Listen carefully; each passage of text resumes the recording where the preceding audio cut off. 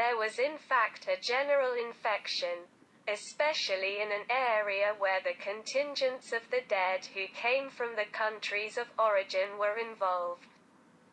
Don't be surprised. There was also here in hell a kind of racial discrimination that made the human spirit revolt. But in the end, what would I gain? You'd be dead. You'd be dead.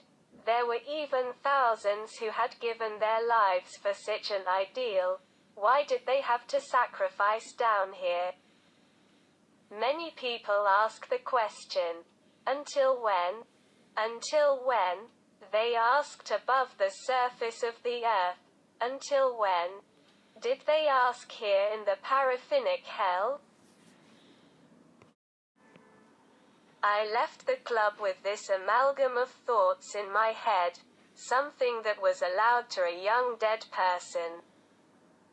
I was walking down the street and suddenly I remembered the neon lights of the great boulevard of Tirana that were hidden in the pine needles. I felt a great longing, a longing for wild.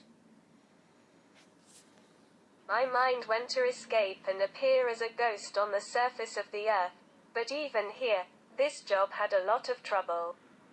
For fear of an exodus. The authorities of hell, with an inherited bureaucratic mentality, had made the visas for ghosts quite strict. Well, for now I didn't have any such opportunities. Just like that. My feet stopped in front of a sticker that shone like phosphor in the dark.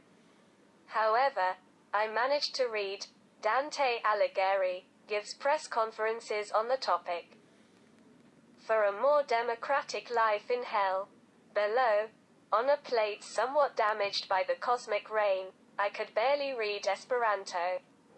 Corruption, a new way of working, and further down. A familiar name caught my attention. The good soldier Schwei was caught selling fake visas for paradise. I left with a frown on my face because, in general, they were the same people. Both alive and dead, unchangeable was their thirst for profits in crooked ways.